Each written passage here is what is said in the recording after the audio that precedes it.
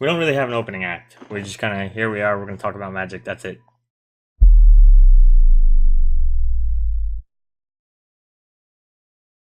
No. So, we used to do this a little while ago. It's called Reflections of the Council. Me, Phyrexian, and Valdor get together, and we just kind of have a discussion about Magic while we talk to the people in chat. Depending on what you guys say and ask is kind of where the conversation goes. We typically have a starting topic, because it typically takes a few minutes for people to start coming in. But after that, like I said, anything you guys say, ask, or whatever, we will pretty much adhere to whatever it is. So, see, look, Bush is already... I'm building Fun Tribe at the moment. So you're building Goblins, the best tribe. What? Just, What? My statement... Oh, Scarecrows?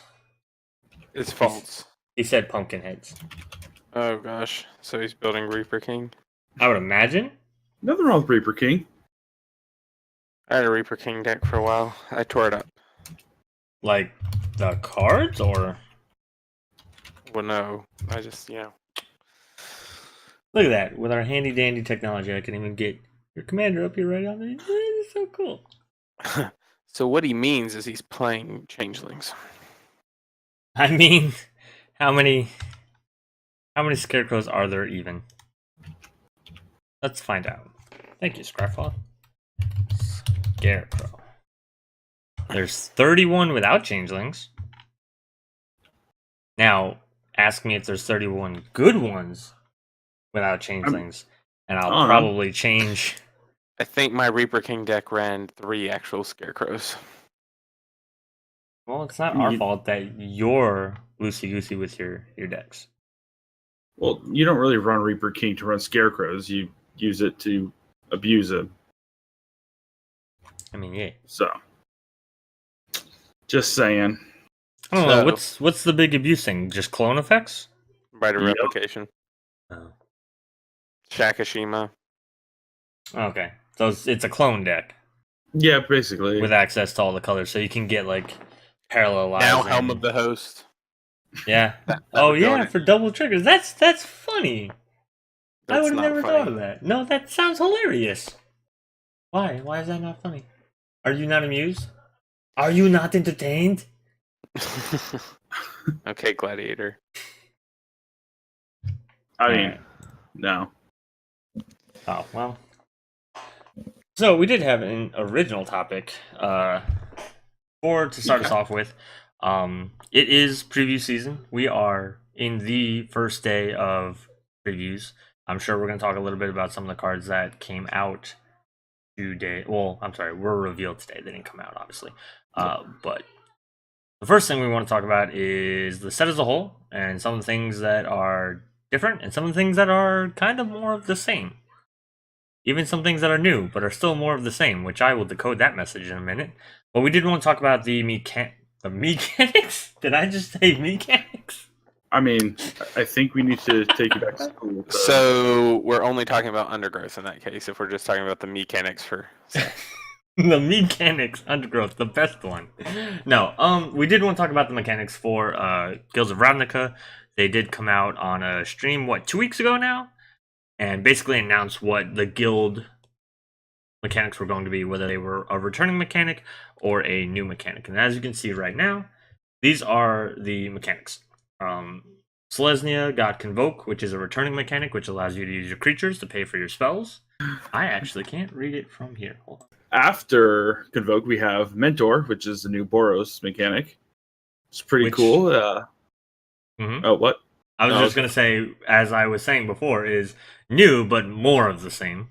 But I digress. Yeah, Anyways, so for Mentor, it's, a pretty attack-oriented mechanic where when a creature with Mentor attacks, it puts a +1/+1 counter on a attacking creature with less power. So just rewards you for swinging with multiple creatures. Of different power levels, I guess. Yeah, different power level. But fits right into Boros. And that's... I'm going to talk about this at length once we're done with going over all the ones, but... We'll go there in a minute. I'm so angry. And I'm going to jump to jumpstart. It's not even the next one in the list. I know, that's why I said jump to jumpstart. I understand. It was Because clever. wanna I talk about appreciated it that. Because basically, Retrace and Flashback got together and had a baby, and that's what jumpstart is. You get to cast your things from your graveyard. They get exiled after you do, but you have to discard a card to do it. So it's kind of like Retrace and Flashback had a baby and made a mechanic called Jumpstart. Since we're jumping around, I'm gonna hit my Is it? personal favorite before somebody steals it from me and talk about Undergrowth.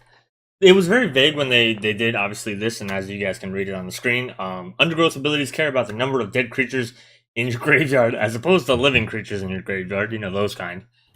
Just like the Golgari use the dead to make themselves stronger. So it didn't really say what it was doing, just that it was going to work off the creature card count is what we kind of all just assumed. We didn't know anything really past that. And then a couple of the preview cards that they had in the stream had Undergrowth with some effects.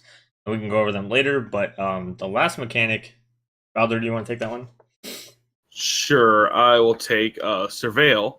So this is the Demir. Apparently I can't talk either. MEcanics. MEcanics. Yeah. MEcanics. This is the Demir mechanic, where it's actually pretty cool. It's like, again, a combination of two previous mechanics of Scry and from Ixalan Explore. Mhm. So you Scry X, so whatever, you look at the top X cards of your library as dictated by the card, and you can choose to put them in your graveyard. So I'm not gonna lie, awesome. I didn't even make the connection back to Explore. Like, that didn't even occur to me. I got the Scryish part, right? Because you're looking at the top, and then you're basically choosing whether you want to keep it or remove it. That's very Scryish. But I never even thought about the fact that it was related. The graveyard part came from Explore. Yeah. That's I mean, cool. I just literally thought of that like as I was reading this. That's cool. I like that. That's awesome. That's because Explore was a good mechanic. At first, I was kind of like ish about it. At least for constructed. I mean, anytime you can tell me to put stuff in my graveyard, I like it. But the very first part, I was kind of like, whatever. It's not a big deal. You know, it's not gonna be big in like standard, and I don't know if it was big in standard, but I liked it. So those are the mechanics. There's gonna obviously be a reveal for Allegiances of Ravnica, which is a set after this. So we're gonna look at then. That'll be Gruul, Orzhov, Come on. Simic, Yeah, Rakdos. there you go. And I always forget one. Every time I go through the guilds, there's one I forget. It's never the same one. Azorius. There we go. Where we already have a little sneak peek about what's going on in Azorius, but we will again hold off to talk about that.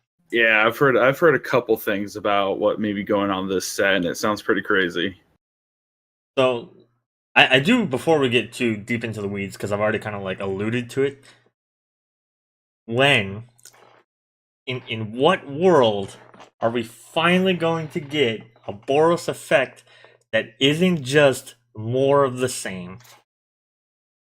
Just attack with creatures and hope for the best.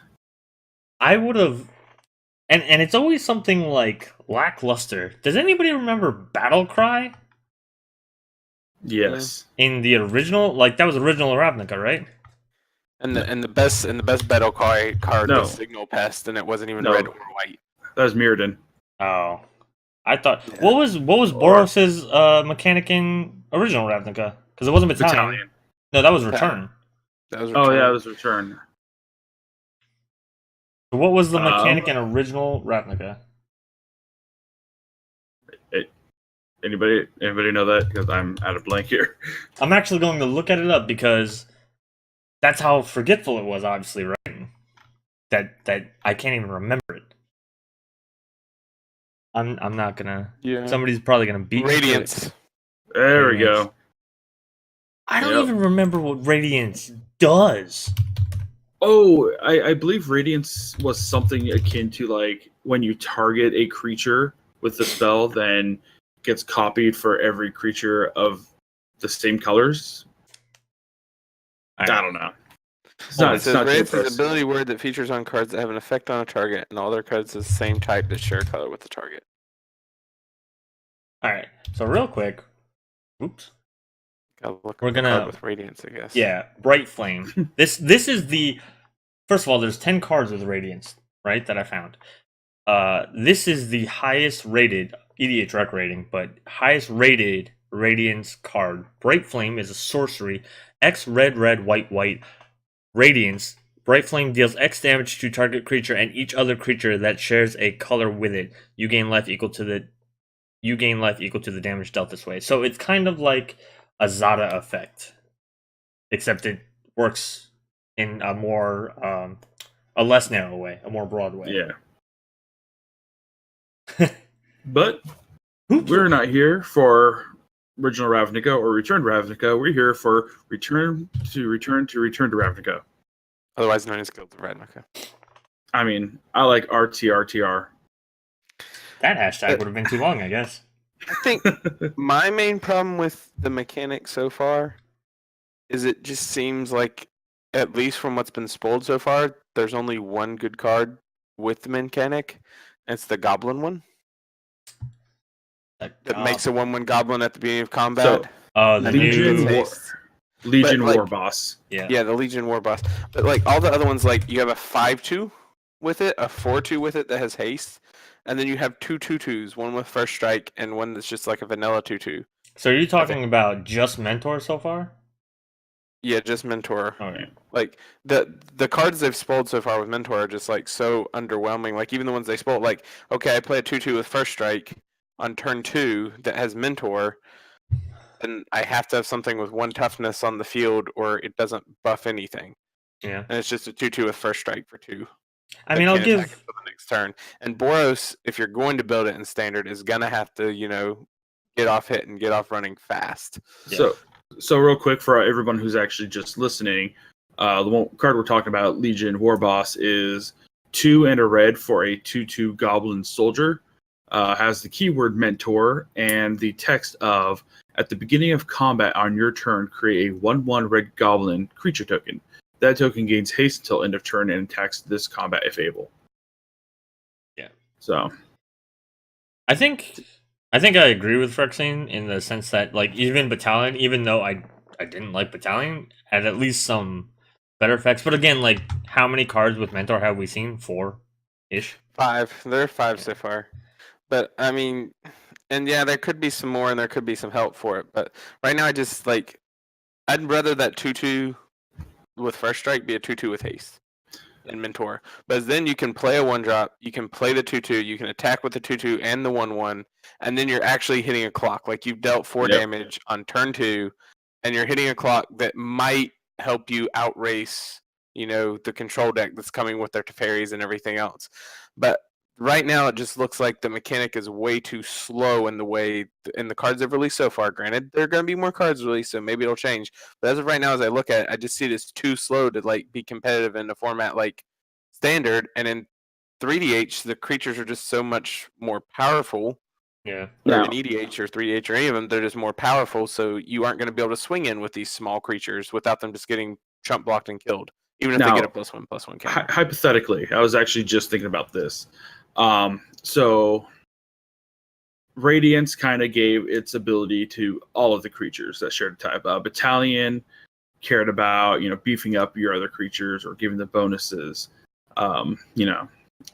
What if Mentor, instead of being only a creature, put a +1/+1 counter on a creature, it did all creatures with lower power? Then it would have to be until end of turn and not a counter, because that would be too strong. Because you would get multiple Mentor ones. Like if you had 3 Legion War Bosses out, you're talking about giving 1/1 counters to all those 1/1s, because they will trigger on attack. Yeah. So you're gonna turn those 1/1s into 4/4s. You're gonna go for swinging in for standard. Yeah, I could see how in a constructed format, an actual like standard or anything, but in a singleton format, I don't think it'd be too horrible. Oh well, yeah, but we know they mostly design these sets for standard, at least at first. They will it work in its bubble? Then will it break anything else? And even then, like, they're not always great with that. To be fair, they're not always great with will it work in its bubble? Copycat. So let's see what other I'm looking through the other Mentor ones. If I remember correctly, they were all pretty bland. They were all pretty much like, here's a creature, it has mentor. Yep. Yeah, it's a 5/2, a 4/2 with haste, a 2/2 with first strike, and then like a just 2/2 vanilla creature, or 2/1. So I do, however, want to draw attention to just one of them. This guy, Hammer Dropper, is a red and a white for a giant soldier 5/2 creature with mentor, and that's pretty much it. Like, he's pretty vanilla. This dude, though, shampoos his hair way too much.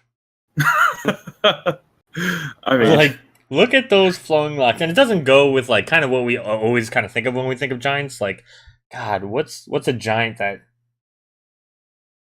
Brian Stoutarm, isn't he a giant? yeah, What does he look like? ugly, but that's also Lorwyn. Because remember, different plane. Each creature varies from plane to plane. It just when I saw it, I was like, oh, this is just some warrior dude, and he's like, got his badass like pose or whatever, and someone drew attention that it was a giant. I'm like, damn, Ravnica has the best looking giants I've ever seen. It's just like this card. I mean, granted, it's a common, so it's not supposed to be great, but it's a 5/2 that you can swing with, and you can put a 1/1 counter on something with less power. Sure, and make something more powerful, probably because it's 5 power, but it's also going to die to the 2/2 on the other side of the field. So it's like, okay, what's the So making me want to play this card? I think at this point we could all agree that sounds like everybody's very underwhelmed by what's been spoiled for Boros. As of yet. Yeah, I mean, again, so if let's just use original Ravnica because we have those numbers to go off of. Radiance had 10 cards. We've only seen 5 mentors, so who knows? Maybe these are the crappy end of it, and then the other 5 are going to be fantastic. We've seen art for what we believe is Tajik, a new Tajik. So maybe new Tajik's going to be all your creatures have mentor. Somebody suggested that on Twitter. That would probably be stupid. Like, you just have a bunch of 1 and 2 and 3 and 4 and 5 powers in your deck, and you just bleh, all of a sudden my creatures are huge. I actually just found the best Boros card in the set. Yeah? Sacred Foundry. Oh, stop it. Hey, as a modern player, that card's approaching $20 right now. I'm happy. Yeah. That is one cool thing, is that they are reprinting the Shocklands with the set. I'm assuming that they're all going to be reprinted between this set and the next set. That would only make sense. I mean, Wizards has never disappointed me before. Well, let's move on to talk about another mechanic. Which one? A better mechanic next? Another guild? Than any of them. Yes, a better mechanic. I stand by what I said the first time. I mean, I feel like there's not a lot to say about Convoke because we've already seen Convoke. It's not new. It's Speaking of which, DM's got the wrong art for Sacred Foundry, by the way. That's the one it brought up. It's not my fault. Hold on. Let me see if I can find it. While you guys do whatever you're doing. Yeah. I mean, I'm just saying, like, Convoke, I don't think there's a lot to talk about there because we already know about Convoke. We've already seen Convoke in an entire set, so... There you go. That's the new art for Sacred which Foundry. one of the other 3 do we want to talk about? Well, actually, what about chat? Which of the 3 are you guys most excited about in chat? Well, other 3. While they come up with that, I do want to talk about one card that is Convoke-y, and it's Amara, Soul of the Accord. That is a really cool art that I was not expecting. However, this thing's going to be dumb with Convoke cards. It's a green and a white, 2/2 elf cleric. First of all, it's a green-white elf. That already is dumb. Whenever she becomes tapped, create a 1/1 white soldier creature token with lifelink. Okay, so we put green, we put white, we put elf, we put soldier, we put lifelink, and then we put token all on the same card. Why? Because they're trying to create something that has more keyword soup than the white dinosaur. I mean, it doesn't even have like keyword soup, but just like all those attributes, you put them together. Like, this is going to be a commander. This is going to be a commander. My wife's going to run this, and I'm going to hate it because I'm going to have to board white more than she does. Anyway, the chat has picked Surveil, which, if I can find his Surveil card. I will put it up on the screen. You need to do the mythic. Do the mythic. Is that the Sphinx? Yeah, the Sphinx. Yeah, Dream Eater. Dream Eater. So Dream Eater is a 4 blue Nightmare Sphinx. It's a 4/3 creature. Has flash and flying. So when it enters the battlefield, you surveil 4. And again, this is to look at the top 4 of your library and put any number of them in your graveyard. It has a cool ability also that says when you do, which means when you do surveil, you may return target non-land permanent an opponent controls to its owner's hands. So it's got a bounce effect, a dig effect, it's got instant speed, and it's not a bad body. So if this were 5 mana, if this were a 5 mana flying 4/3, I'd be like, yeah, that's not bad, especially for standard. And then if you threw flash on, I'd be like, yeah, that could be a rare easily. Then a lot of people were like, why is this a mythic? And I'm like, why would this not be a mythic? This does so much stuff. 100%. I think people aren't like getting how good Surveil 4 is right now either. Like dig 4 down. Yeah. So I'm sorry. Put 4 into your graveyard. I want these 3 lands to go to my graveyard. I'll keep this one thing on top that's really cool. And then I've gotten rid of those 3 lands that I was about to draw that I didn't need anymore because I already have 6 mana to cast this. I mean, it is card advantage. It's stacking your. Okay, it's not card advantage. Let me. It's stacking your deck though. Yeah. It's more information than your opponent has, and that's like, I was a little iffy on Surveil when it was first like previewed, but this was like seeing cards like this. I'm like, oh yeah, Surveil's dumb. Surveil's dumb. It's good. It's really good. So we had a question in chat. Bushcrafty asked if it works like Scry, and you could put them, the cards that don't go to the graveyard, if you could put them back in any order. And yes, you can. You can just throw them back however you want. So again, these 2 go to the graveyard. I'll keep these 2, and then I'll keep this counterspell on top, and make sure I draw that. The last 3 words of the reminder text are in any order, so that's right. So I like this because it feeds so well into Golgari to make Sultai a thing. Yeah. Any mono blue card you can combine, into there and just. I think Dream Eater even fills well into some of the Azorius decks. We're sure to see Azorius control decks, especially when they're losing their big 6-drop with Torrential Gearhulk rotating out. I mean, they're going to need something at that slot to replace it. I don't know if this is the card. I don't know if people play it there, but I mean, with the bounce effect and the ability to control your deck and the fact it has flash, it could be a finisher for that style deck. I agree. I mean, I don't see it. So in standard, do you just hold up 6 mana? 100% for draw control. For draw control, but aren't you telegraphing at that point with Teferi and Karn? So you are, but if we're going to go just straight, Azorius control, or even Esper control, or however combinations you want, you leaving up mana is never a non-issue. And you don't leave it up for this, you leave it up for counterspell or a draw spell or something else. Yeah. All right. I typically think in standard, like if you're not doing something on your turn, I guess control, yeah. Yeah, and so then to bring up another card that's just being spoiled is Thought Erasure.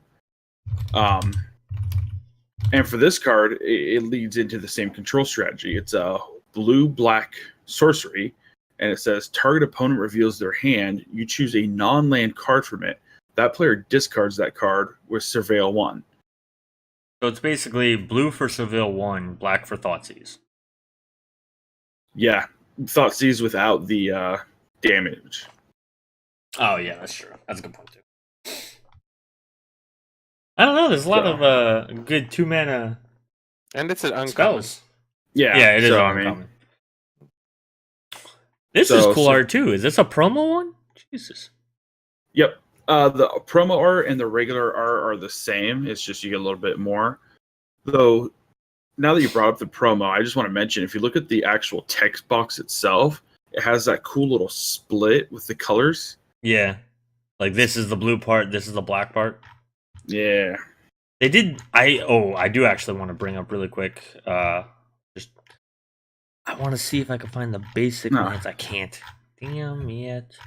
The basic lands are really cool from the guild kits where like the guild symbol's like around the mana symbol. That's so cool. Oh yeah. I love it. I love it. So like Thought Erasure right there just proves what Dimir does. It denies your opponent of their resources and gives you those options. And I could highly see Thought Erasure going into a construct deck for standard, 100%. I do want to bring up another Dimir card just because it's something I'm noticing in a decent amount of the Dimir cards so far revealed is that like with Whisper Agent also has flash just like the Sphinx.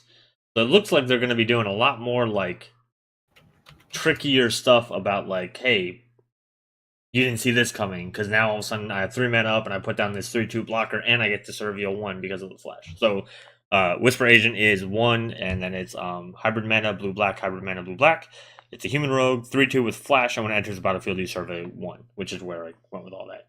But I think that's gonna be kind of like it's gonna matter a little bit. Just like we might be seeing some first strike stuff from Boros, because a couple of cards I think had first strike. I think we might be seeing some flash stuff, like as a supportive mechanic. Well, we're talking about blue cards that we really like. The one, I forget its name, but it does the 1/1 birds. The Dimir. Oh, so we're gonna jump ship over to Selesnya? No, it does. Whenever you cast an instant or sorcery, it makes a Murmuring. 1/1 bird illusion. Murmuring Mystic? It's like mini Tyrant.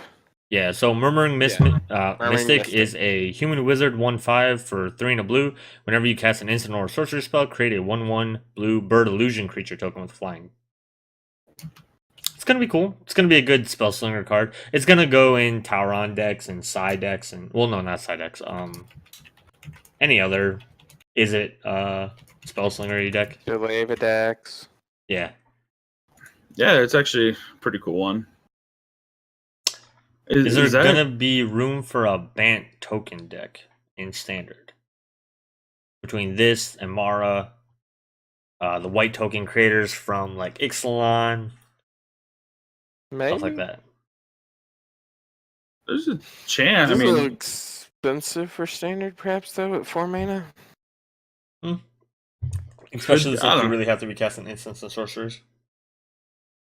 And not only that, but I don't know, because, I don't know much about standard. Anybody who knows me knows I am 100% a modern player. But it seems from what I'm hearing, a lot of the red and red-black aggro cards are rotating out, so things might slow down. Is there a surreal counterspell? I'm trying to find it now. There is not as of yet. I would be very surprised if they don't print one, though. Yeah. Though, so just since we're on the subject of Dimir real quick, I just want to bring up the awesome reprint. I mean, it's not very powerful. It's not highly needed. But Narcomoeba again? No. Narcomoeba, bro. Bro, what do you take me for? Oh, Narcomoeba. Real quick before we just move, because I did actually find there is a surveil counterspell. It is Sinister Sabotage. It's 1 blue instant counter target spell, surveil 1. It's an uncommon. Huh. So there's a surveil. There's a, again, not card advantage, but a little bit of top deck strategy stuff. Yep. I had to find it, Bush. Sorry. It was spoiled a little bit ago. Dissolve. It's pretty much dissolve. Yeah, with surveil instead of scry, because this is going to be the new scry, apparently. Yep. Alright. But yes, the best Dimir reprint is Watery Grave. Oh, well, yeah, that's because there haven't been that many reprints. I was going to be like, that has not been the best Dimir card that we've seen so far. But reprint, yeah. Although, I don't know, sir. Yeah, the best reprint that I've seen so far is Chromatic Lantern. Yeah, that is true. But yeah, just the fact that Narcomoeba combines so well with Surveil. oh, Narcomoeba on top. I'm just going to discard it. Just kidding. Comes into play. I hate that it keeps not bringing up the right art. Surveil? Yeah. Sorry. We cannot pronounce words correctly tonight. No. So again, Mechanics. Mechanics. Mechanics, Surveil. Survival. Yep. Survival. We got problems. Yeah. Yeah. Yeah, I just like the synergy and the fact that you could discard it and get your free creature. Yeah. I like it. Your Surveil 1/1. I mean, Yeah. it's a 1/1 that flies. It's a blocker for everybody's favorite combo dragon. And on that note, this has nothing to do with mechanics, but I do just want to bring it up because I know we're probably going to talk about it at some point. There's a new Niv Mizzet. It does the same crap the old one does. Chat's making fun of it right now. The saffron olive curse is spreading. It's possible. The survival. So we're jumping to Izzet now, huh? We are apparently. No. We're sighing. Niv Mizzet Perun. One of our Praetors is very excited about it. The rest of us are like, it does the same thing. It does do the same thing. Are we all just going to agree that this is just kind of a bad functional reprint? It's just the same thing. Plot curiosity on it, win the game. Pretty much. The only thing that they really did. Oh, this is whenever a player? Yeah. I hate this card. Right? This is like a Nezahal mixed with an old Niv Mizzet. This is. Oh my god, I hate it. Oh no, he's not mythic. Ha, suck it, dragon. So, Niv Mizzet Paran is a 5/5 flying can't be countered dragon wizard legendary creature. His cost is blue, red. Otherwise known as unplayable in standard. Yeah, he's going to be a lot harder to play, unlike the other ones, which were, I think, blue, red 2. Yeah. His other checks is whenever you draw a card, Niv Mizzet Paran deals 1 damage to any target, which, again, is very similar to a previous version of him. Whenever a player casts an instant or sorcery spell, you draw a card. I thought it was whenever you cast. I didn't see it said a player. I didn't realize that there's a friggin' Izzet Mage running R&D. The hell is this nonsense? That nonsense. I keep going to motion on my monitor, but it's up there. Holy crap. This is... it feels so bad. Like I said, I'm just unimpressed with Niv. So... On one hand, like, I'm not impressed because he's not that different and everything, but it's like, how many times are we going to make him better? Like, he wasn't bad the first time we made him. He sure as hell wasn't bad the second time we made him. So now it's like everybody, to quote Deathly Watcher in the chat, hold my beer, we can, we have the technology, we can rebuild him. So... I thought dragons were supposed to take things slow and ponderous because there was no rush in their almost infinite lifespan. Yet 3 iterations within supposedly 20 years of Magic timeline. Like, come on, make up your mind. It's also funny too because if you read the old novels from original Ravnica and then the Return to Ravnica sets, he's not around that much. Like, people actually typically sometimes think he's either sleeping all the time or dead half the time because he doesn't show up much. Nobody really knows what he's doing. But sure as shit, every time we get a Ravnica set, there he is. In card form, at least.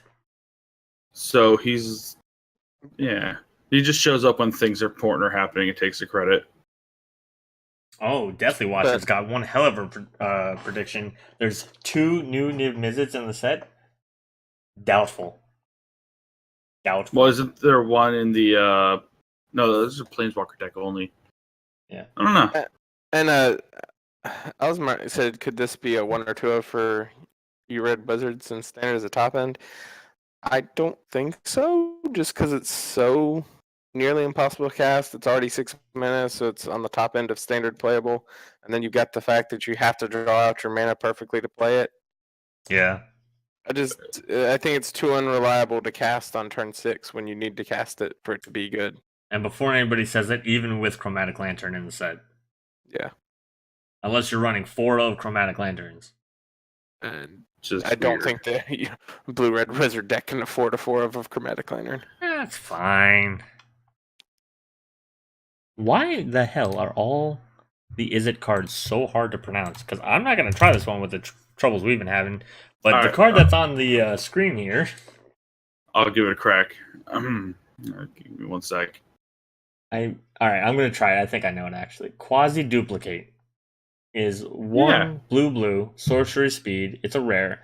Created token that's a copy of target creature you control. And the main reason why I wanted to bring this up is because it does have the mechanic that we haven't really talked too much about for Is It Jumpstart, which again says you may cast this card from your graveyard by discarding a card in addition to paying its other costs, then exile this card. So basically, 3 mana, get a token. 3 mana, discard a card. Don't get the chance to do this again. Get another token. Yeah, I mean, as Phyrexian said earlier, it's the love child between. Oh God, I'm blanking now. Flashback and Flashback. retrace. Yeah. There we go. We did lots of studying, as you could tell, for this. Yeah, First time I did study. it's nifty. It's a depowered flashback, which is cool because I mean you're essentially getting multiple cards for discarding useless things. Oh, Oh, by or the you're way. just setting up your next one because you could discard a jumpstart card. It's not like retrace. It's different from retrace in the fact that Yeah. it doesn't have to be like a specific kind of card. So So yeah, I'm you can talking kinda, under like- the assumption that you have multitude of lands in your hand, and now you have a Oh, spell that you yeah. could actually cast and make use of it. Yeah. So I like this in like I mean I know Jumpstart is an Is It mechanic, but I even like this in Dimir because like if you're running Jumpstart and you're throwing cards into your graveyard, you can be like, oh, I'm just gonna Jumpstart, copy this Runescar Demon, and then throw this Sheldred into the graveyard. Oops, I just happen to have this reanimate. You can do a lot with this, and I think in blue black. Well, and that's the thing with Ravnica as a whole is it. They have their multicolored cards to be the guilds, but then they also the fact that every other monocolor card can combine with other aspects of other guilds. As you just said, this is It mechanic, but it works well with Dimir. Grid 6 is going to be a deck in standard, Al Smartman says. I think there's going to be a lot of wedge decks because so many of these work. Nick goes, oh my god, I literally just learned in Exiles. Jumpstart is terrible. It is not terrible. Reading the card, Mick. It's not as good as actual flashback, but it's decent. I don't know. I think it's almost stormy-ish in the fact that you're setting yourself up. It's not, storm, obviously. I mean, the synergy of setting yourself up for the next play, the next play, the next play. So I think that's kind of cool. I do agree Grisix is probably going to... I think a lot of wedges are going to be a thing. I think Sultai is going to be a thing. I think Grisix could be a thing, depending on what the mechanics we see in the next set. Maybe we'll see some other ones. Yeah, and somebody mentioned earlier, Bant could be a thing. I did say that. You're correct. Oh, Yeah, it was DM. My bad. Now, my bad. Now, never mind. I disagree. Can't happen. No, it can't be a thing. Cut the tape. Cut the It vibe. sucks horrible. Bant tokens is a terrible idea. Chopping this out the audio. So let's move on to actually the mythic that we do have for Is It in the set, which is the new Raw Zarek card. Oh god. Caller of Storms? It's it Raw. No, that. It's Is It Viceroy is the actual card, Okay. like the non-Planeswalker deck one. I couldn't So it's remember just- which was which. There we go. So, do you want to read them? Sure. So, Raw Is It Viceroy. It's a 3 red blue. Starts with 5 loyalty, and it has a +1 of look at the top 2 cards of your library, put one of them into your hand and the other into your graveyard. -3, and Raw deals damage to target creature equal to the total number of instants and sorceries you own in exile. Emphasis mine. Mhm. And in your graveyard. And then its emblem, which is you get It's ultimate, which gets Yeah, an emblem. Yeah. you get an emblem with whenever you cast an instant or sorcery spell. This emblem deals 4 damage to any target, and you draw 2 cards. So the first thing that I want to say, and goes for any planeswalker, right? In any set, I love when their abilities synergize really well with the mechanics of the set. So like Huatli kind of sorta with the fact that it was dinos, but somebody was bound to be a dino planeswalker in that set. Like there was no getting around it. Even Angrath, because he was a pirate and he did have some pirate synergies. Same thing with Vraska with some pirate synergies. But like this, like he deals with stuff in exile and in your graveyard, instants and sorceries. That's very is it, and then jumpstart obviously matters to this planeswalker. And just the fact that he's also trying to put cards into your graveyard. So he's putting your, let's say, your jumpstart cards, or even just maybe the instants and sorceries that you're not going to use at this point in the game into the graveyard in order for you to, try to replace it. It's so cool when it works so well, when it's all wrapped up into a bundle. But unfortunately, this card's going to be trash. In standard. Well, yeah. I think in EDH, this card's going to be amazing. I think in Is It Spellslinger, this is going to be a bomb card, especially when the rules committee finally makes the Planeswalker rule. They're not going to do that. They're going to do it. It's going to happen one day. DMS faith. Either that or Wizards are just going to be like, you know what? From now on, we're going to do EDH, and we're going to have the rules. We have somebody in chat claiming Phyrexian invasion of Phyrexia. Of Ravnica, I should say. That's a big rumor that like the end of the Bolas saga is going to be the Phyrexians kind of coming and like mop up, I guess, kind of sorta. They did kind of allude to it with Karn's like side story. I think they're just setting up for what happens after Bolas. I think they're just setting down the roots now of what we need to have something after Bolas. So it can't just not be a story. The return of Infect. I mean, seems appropriate. I'd be okay with it, but I think they're going to change it. Yeah, we digress, though. So overall, I mean, I'm in EDH, I think Raw is good, but everywhere else, he's just not going to be that great. I mean, he has not the best way to protect himself, as he could only knock off one creature, and that's only if you have a moderate, graveyard already. It's just, So, Murmuring Mystic is actually probably going to be an Is It card, right? Whenever you cast an instant or sorcery, human, wizard, and blue. So maybe there's going to be I don't want to say like a token sub-strategy, because we all know Selesnya is going to do the tokens, right? Like, I mean, look at Amara again. But maybe there's going to be a few other cards, like Young Pyromancer, not itself, but something similar. I mean, Murmuring Mystic almost is a better Young Pyromancer, right? Because it makes flyers, as opposed to 1/1 just elementals. No. One more mana. It's a 1/5 instead. I don't know. Yeah. It's harder to kill. Doesn't die to lightning bolt. I was going to say doesn't die to Doomblade, and I'm like, everything dies to Doomblade. Everything that sucks, right? Creatures. I'm trying to look, and I'm not really seeing... I guess the only other jumpstart card I'm okay with is Radical Idea. So, what's that one do? I don't know, Phyrexian, why don't you tell us? Oh, getting called out. Jeez, you're going to make me read? What is I'm a math teacher, not an English major. I'm a math teacher, sir.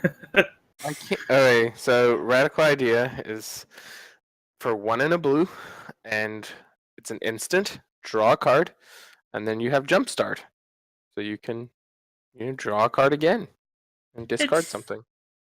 It's kind of a crappy cantrip. It makes me think of like Una's Grace with Retrace. I mean, yeah, it's think twice. It's a cheap... Can we say that card on this podcast? Think twice? Is it copywritten? I don't know, is it? No? Justin kicks out the door. What are you doing? But no. It I don't know. It kind of feels like a crappier cantrip, but maybe maybe I just don't get it. I get that it's repeatable because of Jumpstart. I get that it's, I don't know. There used to be like Opt, right? Opt was scry one, draw a card for 1 blue. Yeah, Opt is amazing. And I Still. get that they can't have Opt all over the place. That's fair. I don't know. They reprinted the Colossal Dreadmaw 9 times in the last year. Palooka Worm. It's a rare now, in case nobody heard. Palooka Worm's a rare now. In case you missed it. Another Izzet card I'm kind of excited about in terms of like 3DH, EDH Spellslinger stuff is Firemind's Research. Oh god. Is this the charge counter thing? Yeah. Yeah. Oh, is that the same art? What was the other card I was just looking at? And with the charge counters, you've got, the possibility of even throwing some of the proliferate stuff in. Yeah. That's what I thought too when I saw that it did charge counters. So Firemind's Research is an enchantment for blue and a red. Whenever you cast an instant or sorcery spell, put a charge counter on it. For 1 in the blue and remove 2 charge counters, you can draw a card. For 1 in the red, remove 5 charge counters, and you basically get to Lava Axe anything. Lava Axe is 5 damage. So, I don't think it's going to be very good in Standard. No, it's not going to be good in Standard. I'm totally thinking this is like a commander card. Oh, yeah. Maybe it will in like Spellslinger.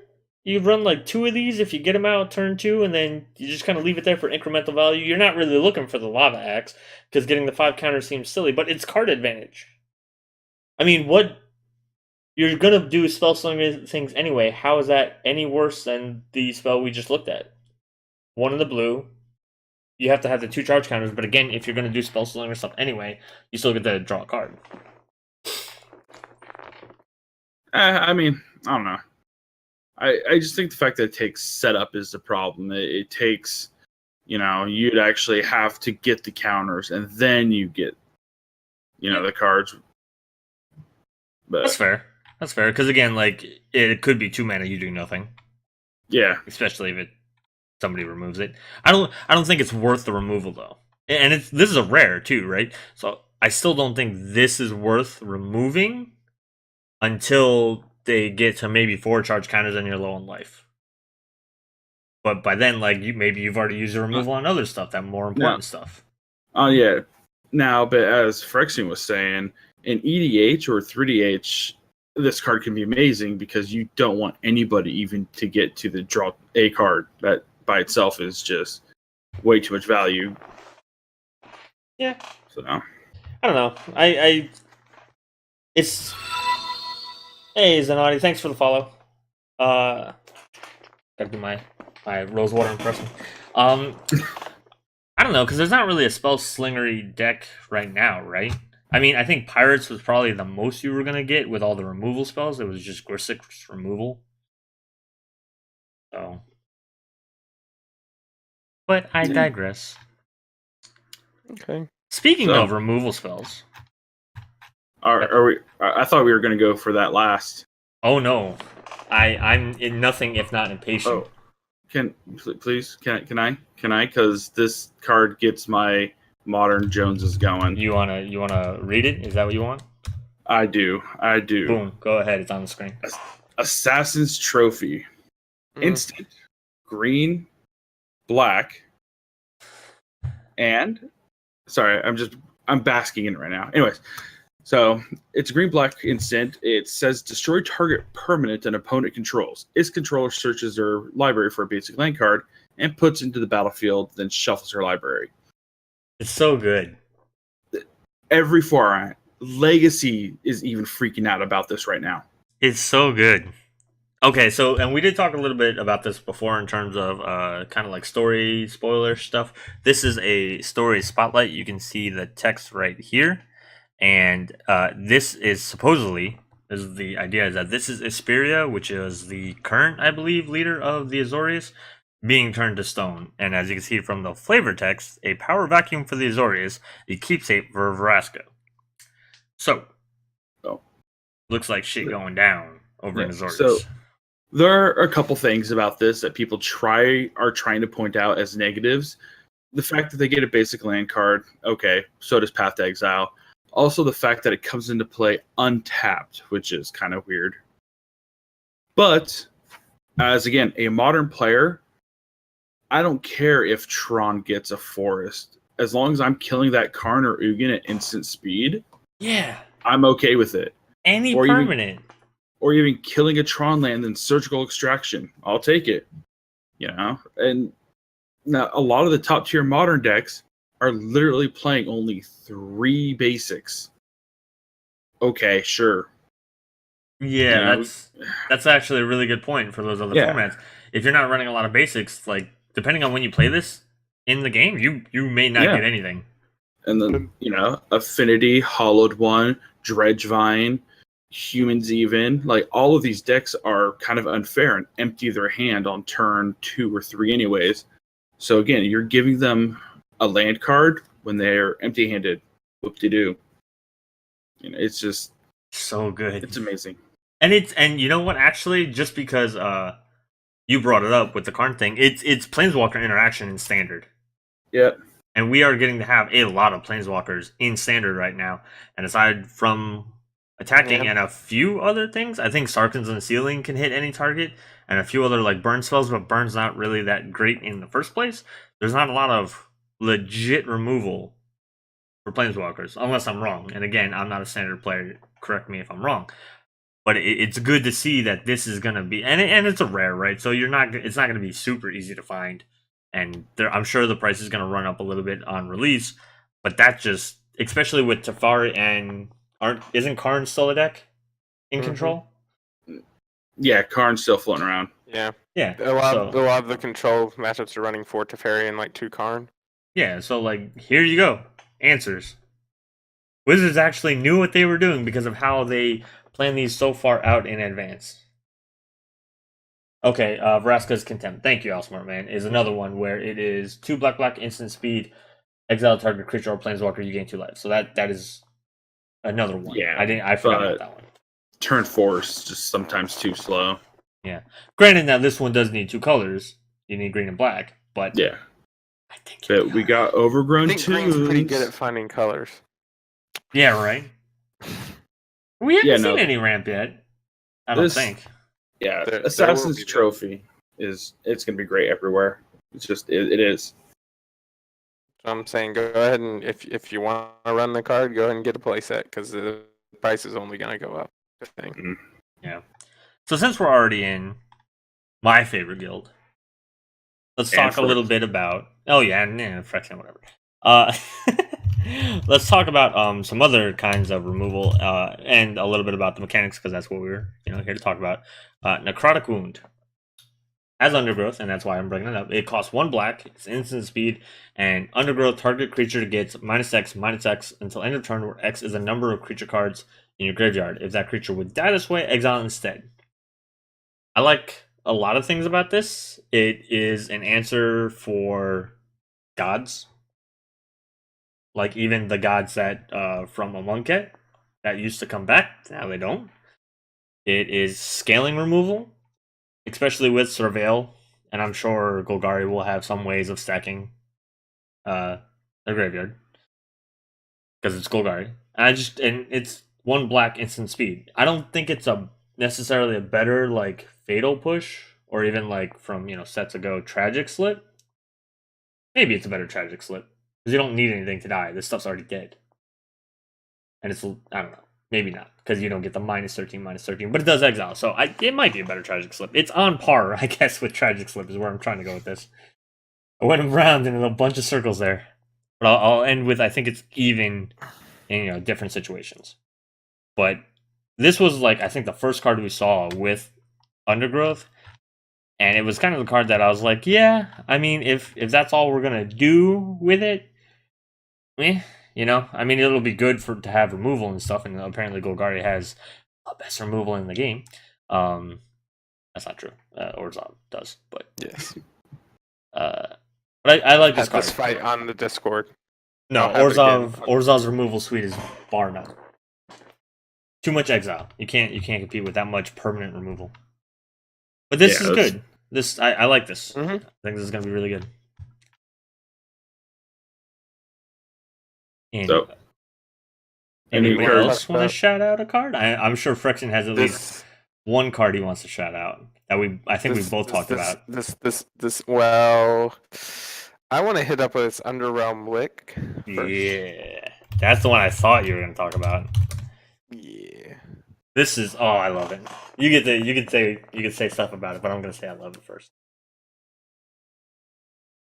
Oh, go ahead. Oh, okay. I thought you were. I'll read it if you Underrealm want. Lick is a creature, zombie Wait, elf shaman. hold on. Are you saying lick? Glitch. Okay. See, we're just mispronouncing words. MEcanics. I had to get in on it. This is my mispronounced word.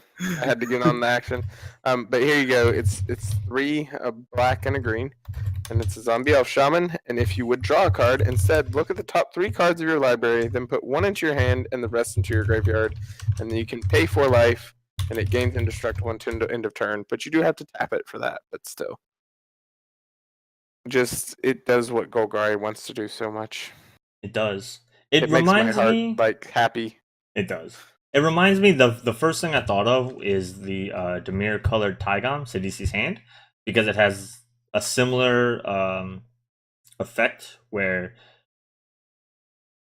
Tygom was you skip your draw phase and then you get to dig 3 and put 2 in the graveyard, 1 in your hand. This is whenever you draw a card. Yeah. It's not just it's not your draw for the turn. It's whenever you draw a card, dig 3. If this thing was a legendary creature, I think it would be. I'm gonna say like in my top 3 favorite cards because I love Tygom. I love Tygom because he's just such value, and then to have pay 4 life to make an indestructible 4/3 blocker because you're gonna declare blockers then pay the 4 life, right? We all know what we're gonna do here. I just think that's great. It survives board wipes. Survives most removal, minus the Orzhov kind, which is the best kind. I love it. Yeah. Valdor, were you the one? Somebody in Discord, I think it may have been you, but wasn't like super impressed with this. No, I'm not impressed with Izoni Thousand Eyes. Shh, we haven't gotten there yet. Well, segue, sir. Segue. But now I gotta remember how to spell it. All the way up at the top. Izoni. You have it up on your screen. Yep. You were waiting for this moment. I was. So I'm gonna read this one because I tricked Phyrexian into reading one before me. Izoni Thousand-Eyed is a legendary creature elf shaman, 2/3 for 2 black, green, green, and you're already probably thinking, why in the hell do I want to pay 6 mana for a 2/3 elf? First of all, it's an elf, so like calm down. Second of all, it has Undergrowth. When it enters the battlefield, create a 1/1 black and green insect creature token for each creature card in your graveyard. For green and a black, sacrifice another creature, you gain 1 life, and draw a card. That's it. Meh. What do you... Meh. Meh. He says meh. Meh. There are better cards that do the same thing. I disagree. What disagree. Legendary creature does that? I mean, never specified legendary. There are other cards that make more tokens. I probably what are we talking about? Like Avenger of Zendikar? Like Harvest of Worms. Worm Harvest? Worm Harvest, there we go. Yeah. Yeah, but that's a different archetype altogether, because that one's worrying about land cards in the graveyard. I don't know, I'm sure it's gonna do great things, but I'm just unsure it's gonna do anything more special than other decks have done in the past. So I'll raise you this. Joyra, Weatherlight Captain. Doesn't do anything amazing. Right? It's not. Yes. It's not. Yes. No. Does. I mean, in the concept of like new things, doesn't do anything amazing. Literally just says artifacts mean a card advantage. Store cards.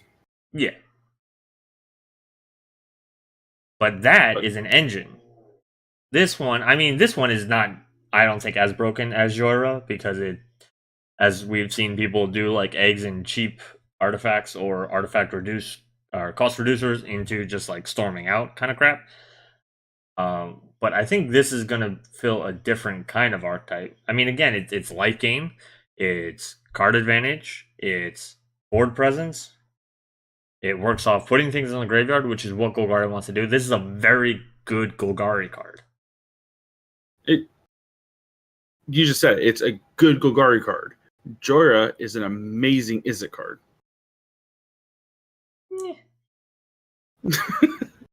Okay, we're not going to agree with each other at this point. I always thought Jora was kind of like boring. I mean, she's strong, but she's just boring. I think this is more interesting. I would ask for Phyrexian to be the tiebreaker here, but we know he's going to side with the Golgari. I like the card. I like the card because it gives you tokens to sacrifice. It gives you a sack outlet. It gives you. I mean, even Esper's making the comment it's good for the 9/9 in graveyard decks, but maybe not the commander. I don't know. Like I like it even for my if you think of a Savra deck where it's making black-green tokens, so you can sacrifice, you can gain life, you can draw a card, and then you can make someone else sacrifice a creature. So maybe it plays in something like a Savra, maybe it plays in some other archetypes. But I do like the card. I'm way more excited about the mythic than I'm about this by far, just because the mythic card is so Golgari. The mythic Lich. Oh, the Yeah, Underrealm Lich that we were talking about. Yeah. I do like it, but they also combo really well together. Because this helps you draw more cards, the Lich triggers, it puts more things in the grave. Yeah. Yeah. Or if the Lich is out first. Then... Yeah. I feel like Savra is going to be good in the 99 of this deck. Like Savra is just another piece to the puzzle to kind of like lock out. No. I think you'll need to ramp up a decent amount too. I'll give you that. Because it some people said it's 6 mana. Smart Man says it's 6 mana. Yeah, I mean, look at Niv Mizzet, 6 mana. It's 3 of each color. I mean, granted, like the body's a little bit bigger, or a lot bigger, I should say. But I mean, people are gonna play him just because he's a dumb combo commander. Speaking of dumb combo commanders, we touched on this earlier, but if we want to move on to Selesnya, I guess. So, Convoke. Come on, you can't be so sad. It does the thing. I am a little sad that they chose to do any reprint mechanics, because it does kind of feel, especially like the way they did it, right? There's Jumpstart, Surveil, Undergrowth, Mentor, and then Convoke. So Selesnya got nothing new, and everybody else did. So that kind of felt awkward. I think if there had been one more repeat in this set, it would have like been less unbalanced. It doesn't feel as balanced. But I don't know. I think Convoke is strong enough and amazing enough on its own that it's worth it. It's a fan favorite mechanic. Everybody loves it. I do not love it. You don't love fun? Not anybody else's fun. I mean, like the card we have on screen right now, March of the Multitudes. Yeah. It's a white, green, X instant. So again, instant. This is kind of important. It has Convoke, and it's create X/1/1 white soldier creature tokens with lifelink. That's pretty awesome. I have thoughts about this card when you're done. I mean, I just like it because we were talking about Bant tokens, earlier, and Bant token seems like could be fun, especially with this card. Yep. It's instant speed. You could, tap out at the end of your turn, and it would trigger Mystic. It's an instant, mm-hmm. So you would get a bird. You couldn't use that bird to pay because of order of operations, but it's just funny to think that the spell to get more tokens would then give you tokens. Yes. Keep in mind, this is going to be in standard with Anointed Procession and a bunch of token making things from Ixalan for vampires. I don't think Dominaria had anything specifically tokeny. Yeah. Merfolk had some tokeny stuff, not very many, but it was in blue-green, so that again ties it back into ban.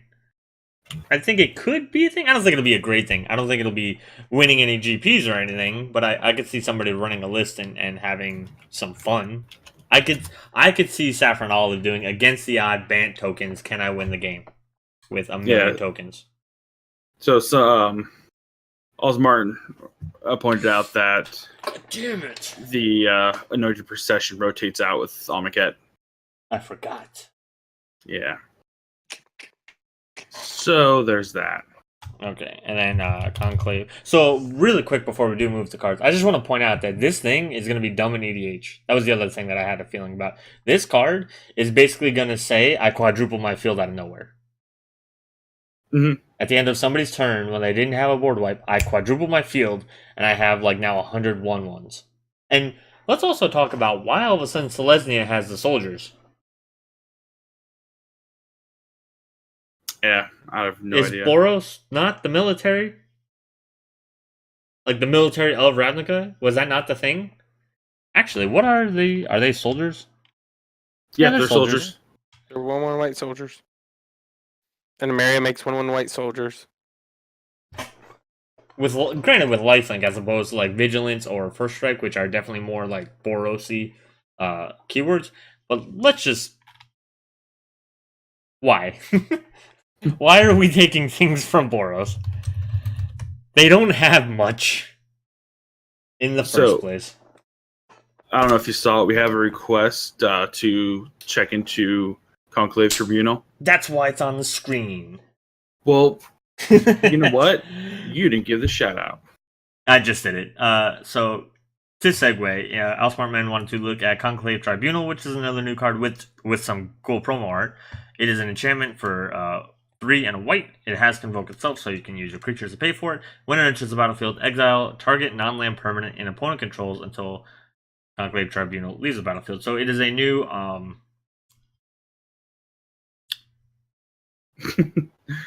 why do I want to say Oblivion Ring? Like Journey to Nowhere or Castaway. There you go. Yeah, stuff like that. With Convoke. Yep. Oh, it is a new O-Ring. I was right. For some reason, I was thinking Oblivion Ring O-Stone. That's... Ignore me. I'm mixing up my cards. I swear I play this game a lot. But yeah, so I like this. This is going to be a cool one. Because it's going to be... It's not... You should probably never pay for this. Like, you should never have to tap 4 lands to do this. That's true. Strong in the decks that can support it. Yeah, I think this is going to be Selesnya's removal. And again, it's non-land permanent, so it's anything. It could be an artifact, a creature, an enchantment, just not a land. So, Golgari still has, removal down on lock. I think the only thing that they could have done to make this better, but I think it would have been too good at that point, is to give it like Flash. And also probably would have been off-scene. But 4 mana, or 4 creatures, whatever. I'm fine with it costing 3 mana, any less is a bargain. I think there will be times where you basically cast it for free. With how many tokens I think Selesnya decks are going to pump out, or if somebody does try the Bant deck thing, I think this is going to be free. You're going to see this free when it's cast sometimes. So, going back to March of the Multitudes real quick, in the Return to Ravnica's, did Selesnya have any effects like Sphinx's Revelation or Rakdos' Return? Because I'm just getting a massive vibe of like callbacks to those type of cards. Did Return to Ravnica have Rakdos' Return? Or a type of card like Rakdos' Return? Didn't they have Rakdos' Return? Or was that in like original Ravnica? No, I think asking if Selesnya had any cards like that. Oh, an X costed green white card. Oh gosh, Yeah. X costed green white cards. Yeah, don't because know. that's what I'm thinking about. Is I know everyone obviously knows of Rakdos' Return. Everyone knows of Sphinx's Revelation. But did any other guild have a X costed, colored card? Because I'm just saying, March of the Multitudes gives me a callback to those type of effects. I As don't know. in, they're mythic, they're X, and they do everything that the guild wants to do. That would require a little bit of research, so I'm not sure off the top of my head. They have a worm one, but I don't think it's an X spell bush. I think it's a convoke spell. But They had Advent of the Worm, I believe. Yeah, that sounds right. Which, if I remember right, was like a green, white, 1 sorcery, which created a 5/5. Yeah, but that one didn't have convoke. Yeah. I don't know. That's just my random thing. I just suddenly remembered. I don't know.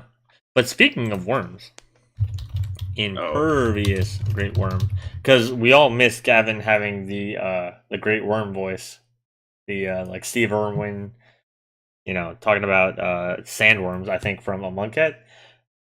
Here you go. It's an indestructible 16/16.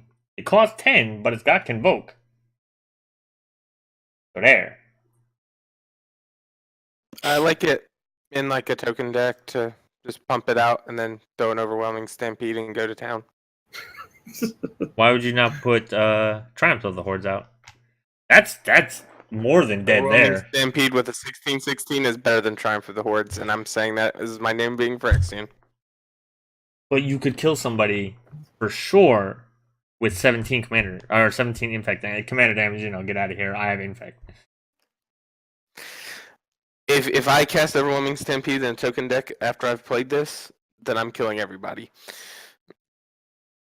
Not when you're fogged. Which again wouldn't matter for I know. Just being difficult. Yeah. Oh, you know what? One thing we haven't talked about, and I'm not gonna even try to type it up because I have no idea how the formatting works. That's the only way I think it's really playable, is just to find a way to make it work in a deck like that. They're back. Sideways cards. That way we can all look like this while we're reading. Okay. Hold on, let me turn my computer here. Yep, just turn your monitor sideways. I don't understand why they can't just not do this. Oh yeah, Guilds of Granite. That's a good one, Clicky. Yeah. Mind Reap. I Mind do have Grind. to Is say, that what we're thinking about? I do Mind Grind? like the Find and Finality. So The dual-sided Find and Finality. Is it find and? Is it and? Never It's mind. Find. So, and real quick, since we have Find and status on the screen. Oop. Sorry. No, just real quick, status on the screen. Everyone's already pointed it out, and it's kind of amazing / horrible, which is, for status, it gives a creature death touch, which means when Chain Whirler comes into the battlefield, Yeah. well, its abilities on the stack, target it with status, and now you just had a one-sided board wipe. Can we not? It sounds disgusting. Can we not? Can we emergency ban more things? Was it that right? No, that's a whole different episode, and I could go on forever about that. I mean, that's what they do, right? They break something like, oh shit, we should fix this now. Well, only because they can't seem to do artifact sets right without something being broken. I'm sorry, Urza's block. The 2 infinite combo cards that they had to emergency ban were not artifacts. In an artifact set. And it was an artifact set. They cannot get the set right with artifacts. Is it just the concept of artifact sets are just beyond them?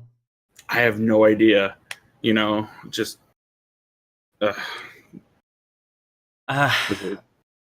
So one thing to note with the dual cards this year is that they do not have fuse, which was the little golden line on the bottom that said you can cast them both by paying both costs. This time, I believe, you have to pay one or the other. You don't get both. One or the other. So like Find and Finality, you could pay the 2 when it's turn 2, if you were to have 2 creature cards in your graveyard at that point, or you could hold it until you have the 6, but you can't hold it until you have the 8 mana and they both. Unless you have 2 different copies of the card in your hand, that's different. But I mean, in general, I like the concept of split cards because it makes your deck effectively have more cards in it without actually upping the card count. And it just, the options just is amazing. yeah, Like, I so like the just in versatility principle. of them, but I hate the way they're printed. Oh yeah, no, for sure. I'm talking about function versus aesthetic. Oh yeah, that's right. That's a good call, Bush. They did the borders really weird, so they kept a little like credits bar that you see right here at the bottom on the side. I think in the past ones they didn't do that. What's an old one? Turn burn. Yeah, so on the old ones, the little credits thing were kind of like on the bottom of each copy, whereas in this one now, it's on like the side of the card if you turn it. It's weird. 'Cause now the card's uneven. Now the other side doesn't have anything on it. My OCD's triggering here. Stop it. But, Trial and error? Yeah. Oh gosh. You're trusting me not to mess this up. Yeah, like even this one where it's on the bottom. The credit stuff is on the bottom, and like, I mean, they look terrible because I hate sideways cards, but it's cleaner as opposed to. Though, let's be honest here, they probably did that just because of the hollow stamp now. With the hollow stamp for the rare split cards having to go on the bottom. You could that's put it just- in the center. Look at that! Look at that little space right there. You could put it right there, right there. But that would require them reconfiguring all their printers. Oh yeah, that's right, because of the hollowness of the stamp. Yeah, Yeah, I work with printers, and a little change like that sometimes is just a pain in the ass. Just that's right. I said it. Just rotate the image on your screens. Believe it or not, that actually takes more work than you would guess for me to rotate this. There was also the Planeswalker card decks were reviewed. I don't really want to talk about them, so if you guys want us No. to, we will. But they weren't very great. No, Zanati. I mean, for the overlay, it would like turn the card. You're right, but the overlay would not turn. Rotate the stream orientation. All right, all of you rascals out in the chat. I think the only thing that I kind of liked about, I kind of like in the Planeswalker decks, get a better overlay. That's fair. I kind of liked the go find the Planeswalker cards from the Planeswalker decks. Not like because of their power or anything, but I think it's good to synergize like that. So you have hold on. Vraska's Stoneglare. Vraska's Stoneglare is 4 black green. For a sorcerer speed, destroy target creature, you gain life equal to its toughness. You may search your library and or graveyard for a card name Vraska Regal Gorgon, reveal it, put it into your hand, and then shuffle. The thing I like about these is that they synergize really well into these Planeswalker decks because you can recur it, you can search for it. In Commander, it's not really as good unless you, for some reason, really wanted one of these Planeswalkers in your deck, like Saffron Allen just recently did Nyambi as his commander so that he could go find the Teferi from the Planeswalker deck in his deck, because Nyambi is a legendary creature. So, like, they're not super powerful. I just like when cards work together. Like, synergy is really cool, so I really do get kind of like a kick out of this. Just like the other one from the set is Attendant Vraska. Why does she have attendants? Because she's a mob boss now. Apparently. So, Zombie Soldier 3/3 for 1 green black. When it dies, if you control a Vraska Planeswalker, you gain life equal to Attendant's power. So again, it's just cool synergies, cool like things that work together. I like that. There's one card. There's one final card that I do want to talk about, and it's because I think it's going to be cool in a certain kind of deck that I have wanted to build but haven't had the opportunity to yet. Bounty Agent, and there's a reason why. It is a 2/2 human soldier, which probably means it's in Selesnya. For 1 and a white, it has Vigilance. Never mind, it's in Boros because it has a keyword that isn't Convoke. You can tap it, sacrifice it to destroy a target legendary permanent that's an artifact, creature, or enchantment. The reason I like this card is because I want to put something like this into a Mathis Fiendseeker deck along with Bounty Hunter, because Bounty Hunter just synergizes with Mathis, killing things that have bounty counters on them. But just to continue like the Bounty Hunter-ish theme, I like the idea of putting a bounty counter on a legendary creature that isn't somebody's commander, and then using Bounty Agent to snipe them so that you can get the bounty counter effect. I think that's pretty neat. Do you want to build Boba Fett deck? If there were enough, I wish Mercenary was a better type, because I think it is actually a type. Hold on. Yes. Double checking. Mm-hmm. Let's see if I spelled it right. Yeah, so there's 41 mercenary cards. If mercenaries were like bounty hunters, sometimes that would be cool. Especially if they have like kind of like snipe effects that were just like situational. Like bounty hunter needs a bounty counter, and up until Mathis, there was no other way to get a bounty counter except for bounty hunter. So that would be like stuff like that would be cool. But I digress. So that was about an hour and a half. We talked about everything that almost pretty much everything that's come out so far. We went over the mechanics. Go ahead. I was just saying the good cards that we've talked about, and yeah, I mean there were a couple other like mint-ish cards. Yeah. Like everything in Boros. You right. You right. You could just skip talking about Boros entirely. Don't tempt me. Don't tempt me. When we do this next Monday, we're probably going to do a recap of like the whole preview week, because we don't do these every day. And I will be like, every time a Boros card comes up, I'll just be like, nope, skip that one. Nope, skip that one. All right. I ain't doing it.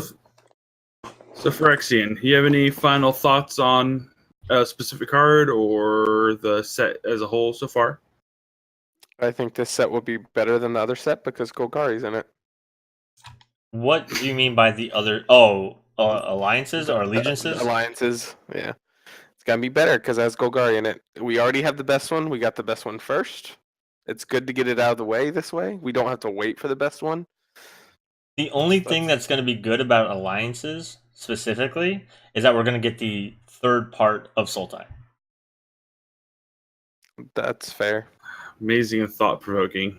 Gotta get Simic. Just get our third part of Sultai going on. That way we could just see the wedge as a whole in the bubble. Because if Simic does anything that is graveyardy, I'm out. Like, sorry guys, I'm playing standard now. Yeah. All right. What about you, Valdor? Me? Honestly, everyone. It was one of the things that everybody was dreading coming up to this set of, were Shocklands going to be reprinted? I was always erring on the side of yes, they are, and I'm extremely happy they have been. You know, a lot of them aren't horribly expensive, but they were creeping up there, and as someone who loves to put fetches and shocks in all his EDH decks, it's helpful, extremely helpful. I mean, so far the set looks cool. You know, I'll probably draft it once or twice, but other than that, you know, I have my box on the way and see what happens. Valdor is trying to get me to do an unboxing video or stream. I don't know. Hey, I asked if you were going to do one. That's trying to get me too. Hello, point A. Let's get to point B. Got there. All right. What about you, DM? I do want to make a comment before I talk about, you know, the best card in the set. You did say that you were kind of thinking that Shocklands were gonna be back, and Yes. then you were talking about how you like to put your shocks and your fetches in your EDH decks. Yes. All right, so chat, you heard it here first. Valdor is predicting fetch lands are going to be reprinted. No. No. No. That is never going to happen. Wizards of the Coast knows better. they're never going to reprint shocks or fetches in a standard set again. People said they wouldn't do shocks. No. People said they wouldn't do a lot of things. Planeswalkers as commanders. No. The only reason why I say fetches will never get done is tangent.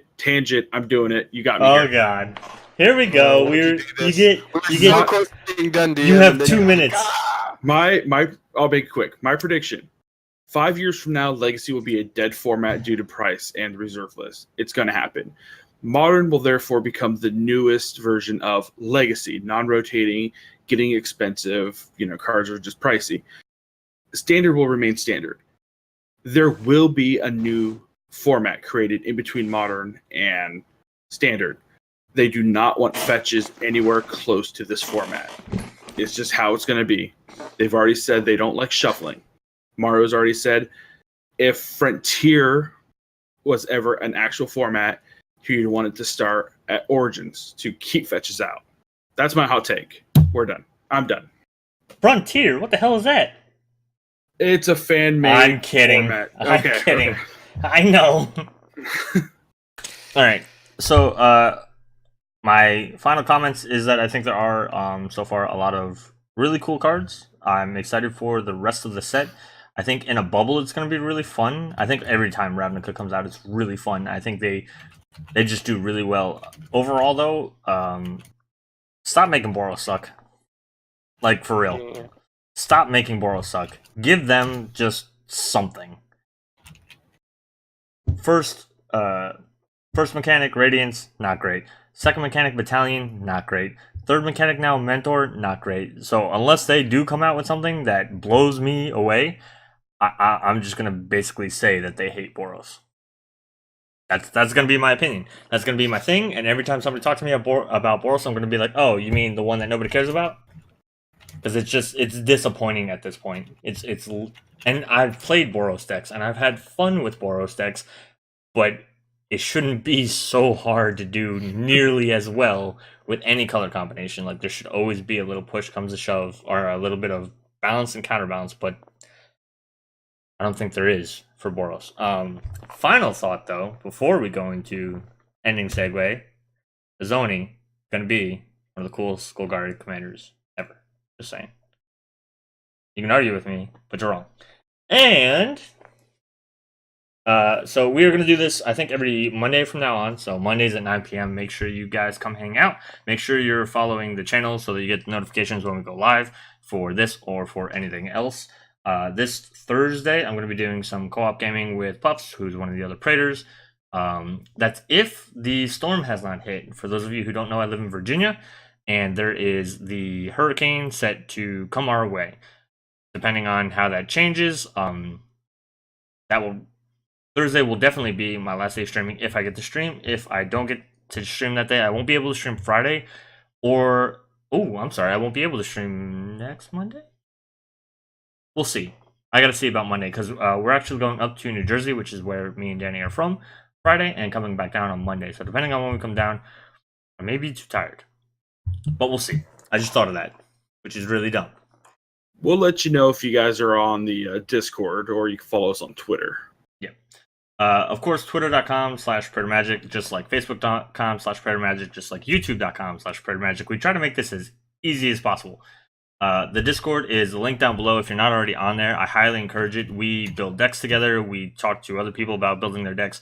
Whenever somebody slays a stream boss, which is over that way, somebody gets a free 3DH deck. 3DH is, of course, our budget commander format, where every deck is 3 ticks or less. It's a lot of fun. We are we're kind of trying to get a tournament started. We don't have a lot of players yet, so if you think that would be interesting to you, feel free to join Discord and ask some questions, and we will give you some answers. Maybe not the right answers, but they will be answers all the same. So until hopefully Thursday, I think that's all I got for you guys. Anybody else around the council? If you want to follow me on Twitter, I'm also there at twitter.com/Valdor19. Just my screen name everywhere is so. And Phyrexian hates social media. Phyrexian hates social media, so he's not on social media. But if you ever want to hit him up on the Discord, you can hit me up on the Discord, and I'll certainly help you with building decks or whatever you need help with, in particular 3H decks. I'm up to 50 now myself, so I'm getting quite efficient at building and editing 3DH decks. I think Phyrexian should do a series, and I would help you with it, of every commander in 3DH ever. What? I mean, it wouldn't you wouldn't be able to possibly do all of them because like price fluctuations between seasons, but I think like there's some that are just never gonna go up. Like anything $1 and less, that's your starting point because the chances are it's never gonna go up, and you just have to do deck techs on all your decks. Jeez. All right, everybody. I think that's it. That's all we have. Impossible goals. We'll leave you with impossible goals. Outsmart Man's got a name. 3DH Chronicles. I like it. Gosh. Let's do it. Chat's in on it. All right, guys. That's all we got for y'all. Peace. Hopefully see you on Thursday. If not, hopefully next Monday. Bye. Good night. All right.